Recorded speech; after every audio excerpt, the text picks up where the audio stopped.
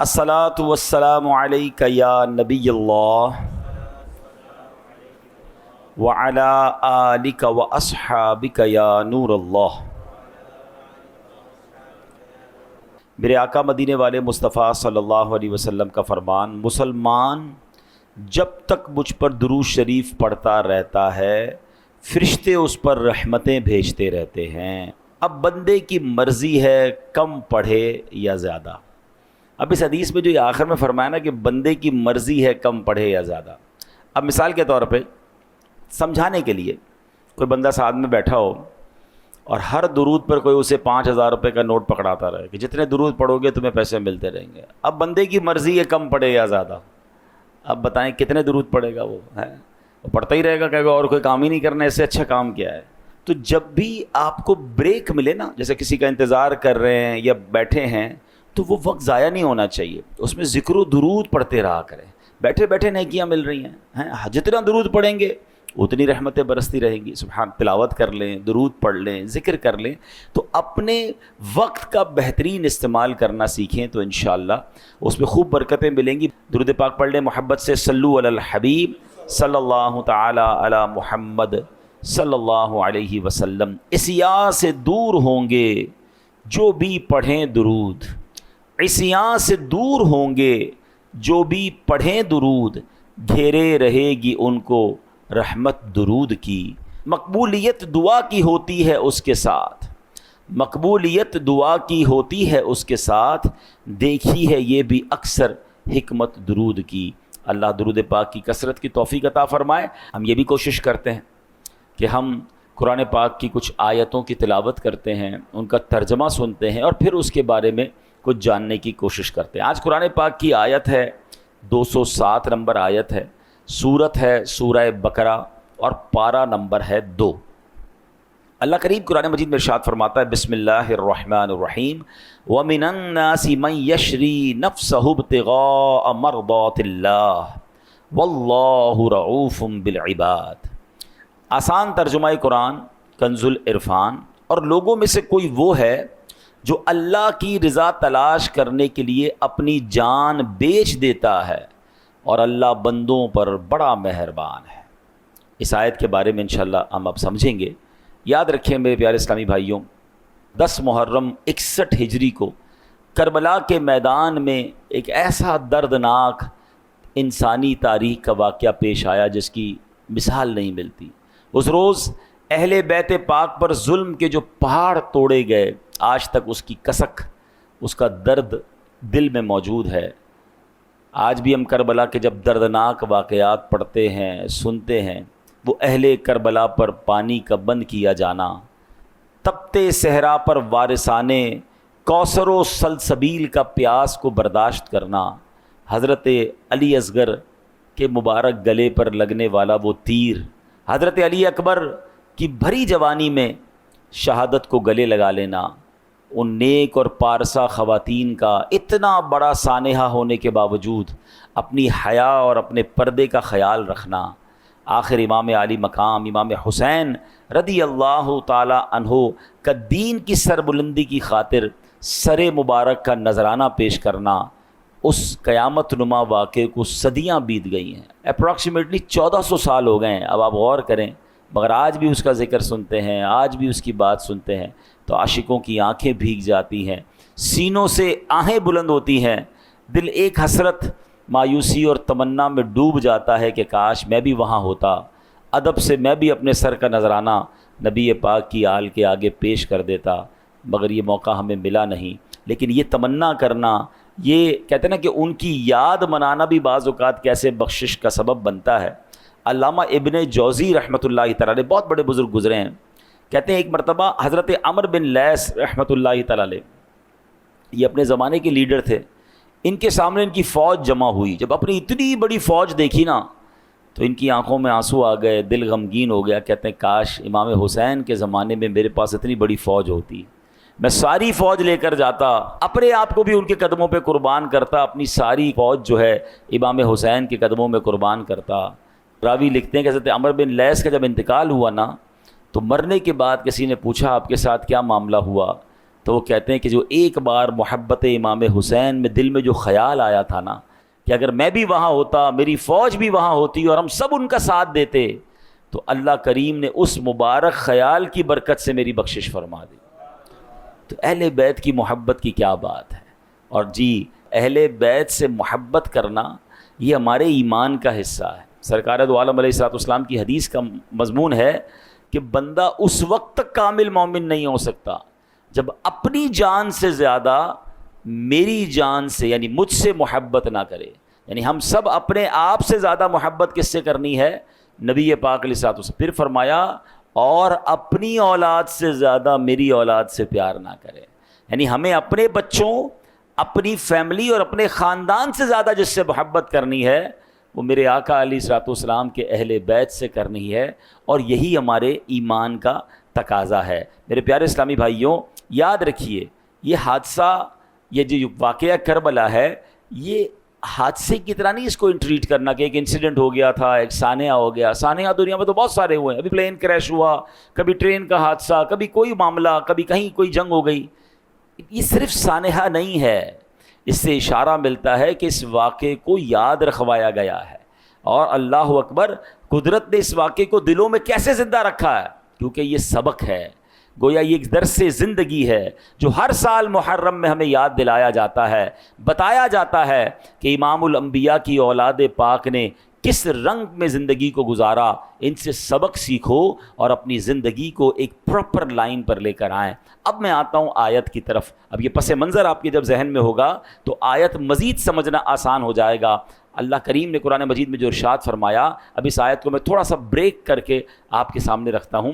ارشاد ہوتا ہے وَمِنَ النَّاسِ، اور لوگوں میں سے، یہاں لفظ من کا معنی ہے کچھ، یعنی لوگوں میں سے کچھ لوگ ہوتے ہیں۔ اب جس مرتبے اور ذکر کی بات آنے والی ہے، جس مقام کی بات آنے والی ہے، اس کی تمنا تو بہت سارے لوگ کرتے ہیں، اب اگر وہ مقام ملتا بہت تھوڑوں کو ہے۔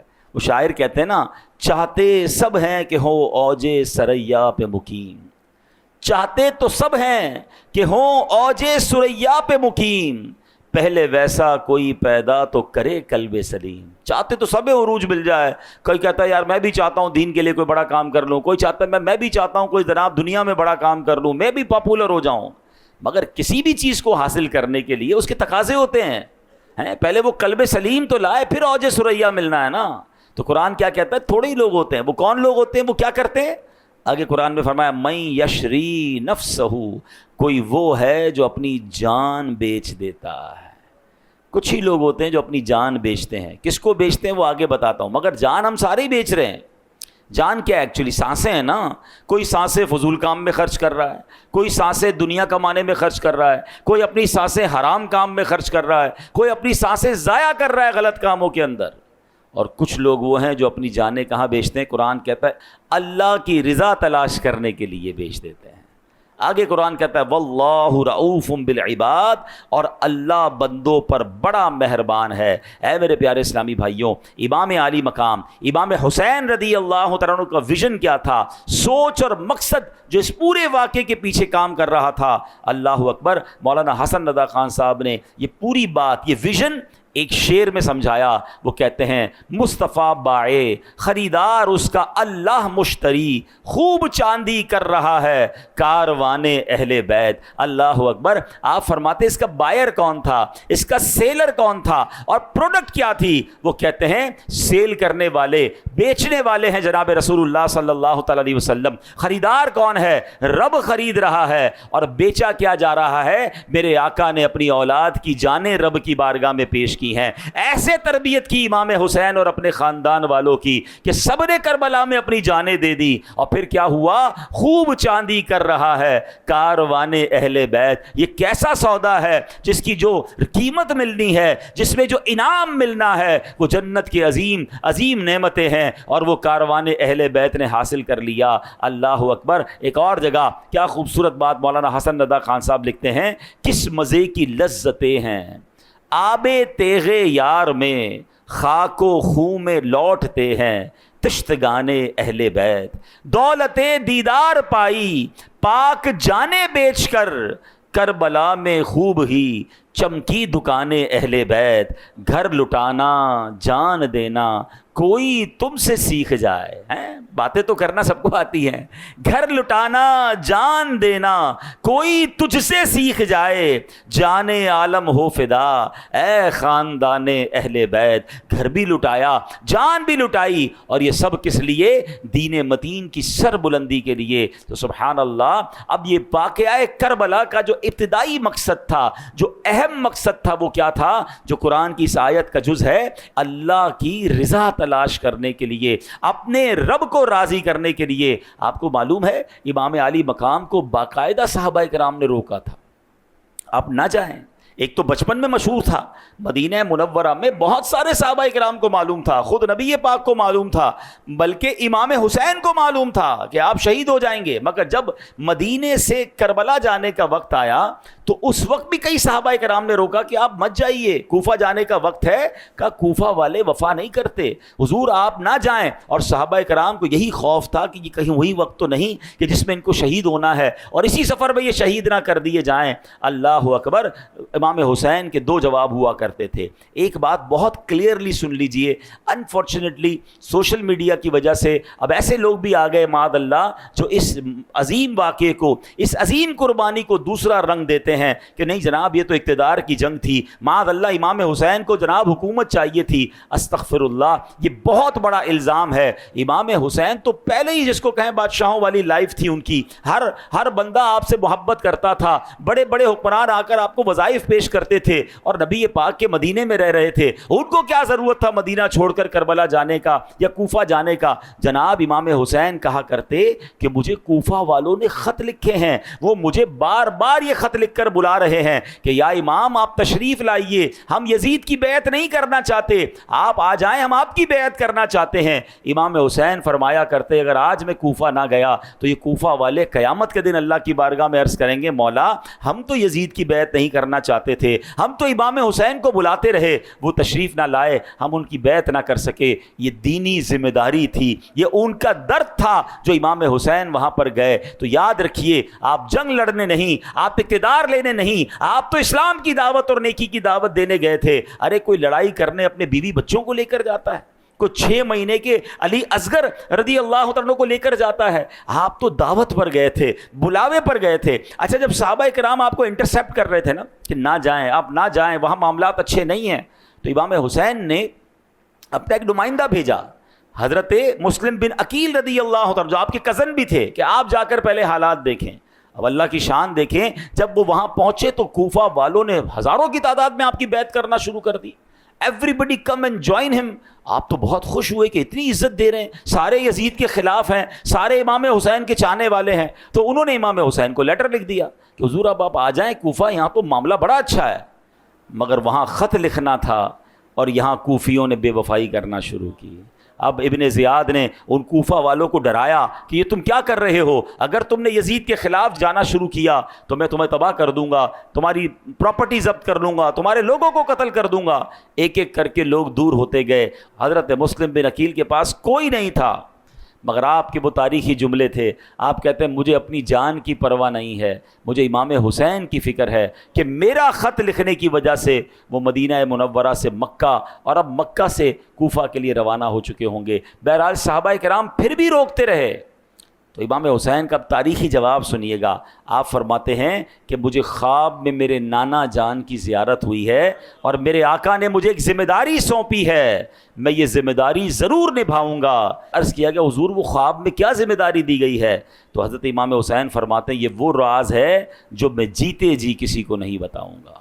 اللہ کی رضا تھی، اسلام کی ایک عظیم ذمہ داری تھی. دے نو ویری ویل، ان سب کو پتا تھا کہ ہم نے اس سفر میں شہید ہونا ہے، مگر یہ شہادت کا سفر تھا، یہ قربانی کا سفر تھا، یہ نبی پاک کے گویا حکم کو نبھانے کا اور فریضے کو ادا کرنے کا یہ سفر تھا. جبھی تو ہم جھوم جھوم کر یہ شعر پڑھتے ہیں نا جس نے حق کربلا میں ادا کر دیا، اپنے نانا کا وعدہ وفا کر دیا، جس نے حق کربلا میں ادا کر دیا، اپنے نانا کا وعدہ وفا کر دیا، جس نے امت کی خاطر فدا کر دیا، گھر کا گھر سب سپرد خدا کر دیا،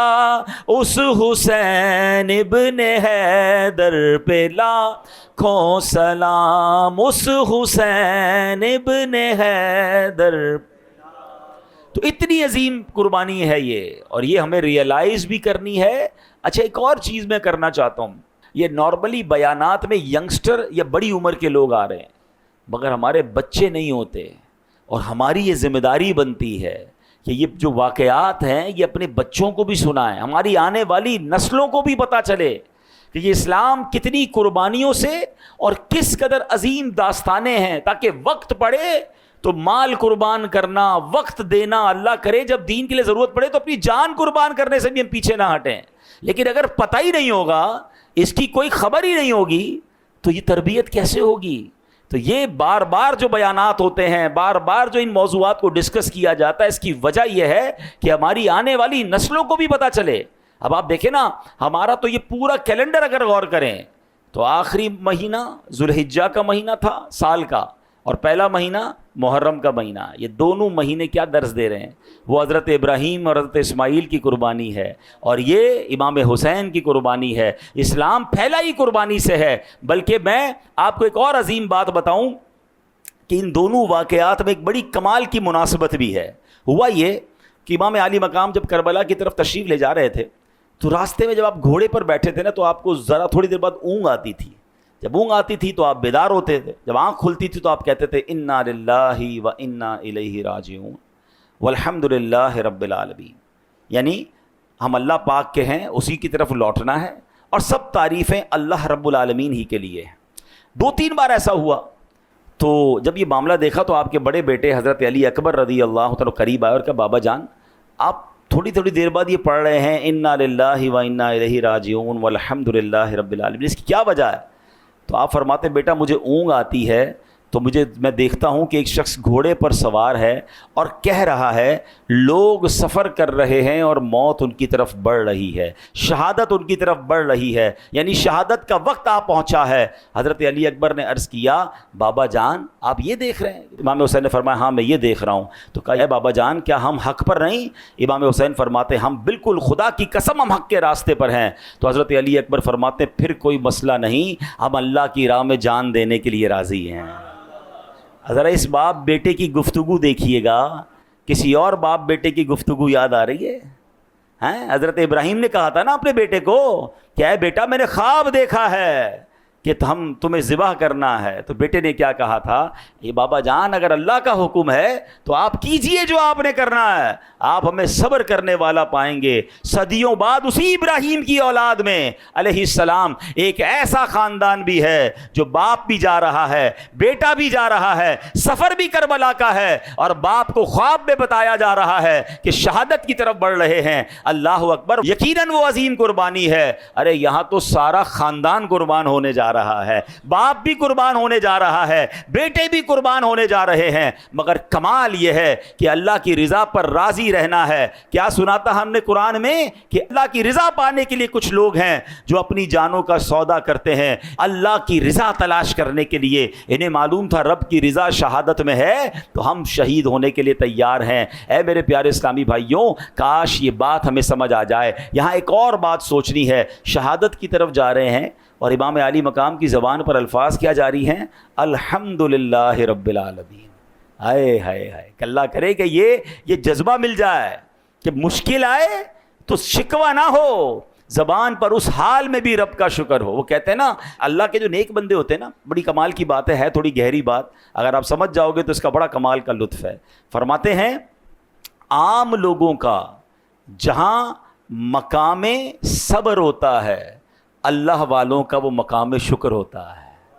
ہے بڑی گہری بات. یعنی ہم عام لوگ جہاں تکلیف میں ہوتے تو کیا کرتے ہیں؟ اول تو صبر بھی نہیں کرتے, لیکن صبر کر جائیں تو بڑی بات ہے.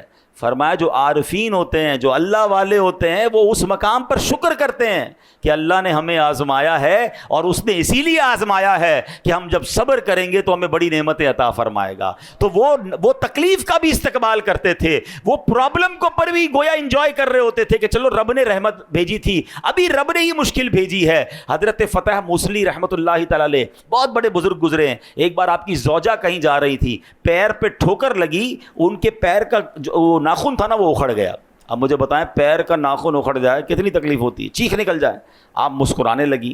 کسی نے کہا آپ کو پیر کے ناخن سے تکلیف نہیں پہنچی؟ تو آپ فرماتی تکلیف تو پہنچی, مگر جو اس پہ مجھے بعد میں ثواب ملنا ہے نا, اس صبر کرنے پر مجھے وہ ثواب نظر آ رہا ہے, اس لیے مجھے خوشی ہو رہی ہے. اللہ کرے یہ سیکھیں ہم. دیکھیں کربلا کے واقعات صرف سننے کے لیے تو نہیں ہے نا, ہم ان کو سن کر سیکھیں کہ مشکلیں آئیں تو اس پر صبر کریں. اللہ نے اگر کوئی فیصلہ فرمایا ہے میرے اور آپ کے بارے میں تو اس فیصلے پر راضی ہوں. دعا کرنے کی اجازت ہے, مگر کمپلین نہ ہو, شکوہ نہ ہو کہ پتہ نہیں میرے ساتھ ہی ایسا ہوتا ہے, پتہ نہیں میری کیا غلطی ہو گئی, نہ جانے میرے گھر میں یہ مصیبت کیوں آ گئی. ارے اللہ کے بندوں, ہو سکتا ہے ہمارے گناہ معاف کروانے آئی ہو. اور جو لوگ صبر نہیں کرتے, اللہ کی طرف سے آزمائش آئے اور صبر نہیں کرتے یا نعمت پر شکر نہیں کرتے, ذرا حدیث قدسی سنیے گا, یہ ہلا دینے والی حدیث ہے. حدیث قدسی سنیں. اللہ پاک فرماتا ہے میں ہی اللہ ہوں, میرے سوا کوئی عبادت کے لائق نہیں, پس جو میری دی ہوئی مصیبت پر صبر نہ کرے, میری نعمتوں کا شکر ادا نہ کرے, میری تقدیر پر راضی نہ ہو, اسے چاہیے کہ میرے سوا کوئی اور رب تلاش کر لے. آپ بتائیے کیسا جھنجھوڑنے والا کلام ہے کہ بندہ اللہ پاک کی تقدیر پر, اس کے فیصلوں پر جو راضی نہیں رہتا, اسے گویا دھتکارا جا رہا ہے. فرمایا جا رہا ہے کہ وہ بندہ کہلانے کا ہی حقدار نہیں ہے, اصل میں بندہ ہی وہی ہے جو اللہ کے فیصلوں پر راضی رہتا ہے. آپ سنیے, نبی پاک علیہ الصلوۃ والسلام نے فرمایا ذاق طعم الایمان من رضی باللہ ربا وبالاسلام دینا وبمحمد نبیا. آقا فرماتے ہیں جو اللہ پاک کے رب ہونے, اسلام کے دین ہونے اور محمد صلی اللہ تعالی علیہ وسلم کے نبی ہونے پر راضی ہو گیا, اس نے ایمان کی حلاوت کو پا لیا. اب اللہ کے رب ہونے پر راضی ہونے کا مطلب کیا ہے؟ ہم کہتے تو اللہ رب ہے, بھائی جب رب مانا ہے, مالک مانا ہے, تو مالک کے فیصلے بھی تو مانو نا. ہے اللہ کو مالک بھی ماننا ہے اور اس کے فیصلے بھی نہیں ماننے ہیں. اس نے اگر ہمارے لیے کوئی ڈیسیشن لیا ہے تو اس ڈیسیشن پر اعتراض ہے کیا؟ دیکھیں مجھے اور آپ کو یہ ماننا ہوگا کہ میرا رب ہم پر سب سے زیادہ مہربان ہے. کائنات میں اگر سب سے زیادہ مجھ پر اور آپ پر کوئی مہربان ذات ہے تو وہ میرے رب کی ذات ہے. کیونکہ اگر ہم دیکھیں تو دنیا میں ماں ہے, سب سے زیادہ پیار کون کرتی ہے؟ ماں. اس ماں کے دل میں ممتا ڈالنے والا کون ہے؟ وہ میرا رب ہے. بچپن سے لے کر آج تک جس نے پالا, جس نے ہمیں کھلایا پلایا, سانسیں دی, عزت دی, دولت دی, یہ کون ہے؟ یہ رب ہے. جو اتنی محبت کرنے والا ہے, اگر اس نے کوئی مشکل بھیجی ہے, کبھی ماں ڈاکٹر کے پاس لے کر نہیں گئی تھی؟ انجیکشن نہیں لگوایا تھا ماں نے؟ تکلیف ہوئی تھی نا, روئے تھے ہم بچپن میں جب انجیکشن لگا تھا. آپ بچے کو ویکسینیشن کے لیے لے جاتے ہیں نا, چھوٹے بچے کو, کتنا روتا ہے. آپ اس کو انجیکشن لگا کے تکلیف کیوں پہنچا رہے ہیں؟ آپ تو پیار کرتے ہیں اس سے. تو آپ کیا کہتے ہیں؟ جناب پیار ہی یہی ہے, اگر اس کو انجیکشن نہیں لگائیں گے تو اس بچے پہ کوئی بیماری آ جائے گی. اس کو کوئی چوٹ لگ جائے تو ٹانکے لگواتے تھے نہیں لگواتے تھے؟ ہماری ماں والد سب لے جاتے تھے, حالانکہ دل میں وہ بھی رو رہے ہوتے تھے, مگر ہمیں وہ ٹانکے لگوائے انہوں نے. وائے کہ وہ ٹانکے لگوانا, وہ کٹ لگوانا, وہ انجیکشن لگانا, وہ دوائی پلانا, وہ کڑوی دوائی جو ہم نہیں پینا چاہتے تھے, زبردستی پلائی ہماری امی نے, ہمارے ابو نے. کیوں؟ کہ کڑوی دوائی ہے مگر اس کا رزلٹ اچھا ہے, اس میں صحت چھپی ہوئی ہے, اس میں راحت چھپی ہوئی ہے.